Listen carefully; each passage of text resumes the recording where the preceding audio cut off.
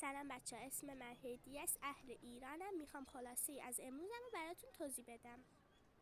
خب، اول رفتم خرید، تفنگ خریدم، بم خریدم.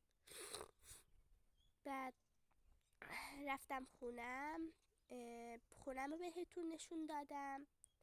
تختم و اتاقم و مبلام، سالن پذیرایی، آشپزخانم، تراسم.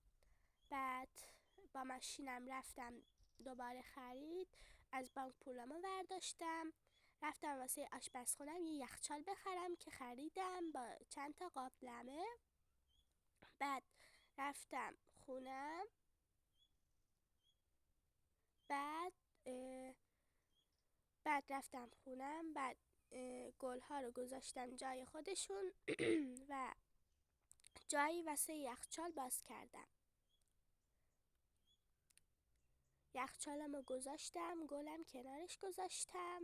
بعد رفتم بیرون، ماشینم رو برداشتم. بعد رفتم واسه کلیپ‌های بیشتر پیجمو فالو کن.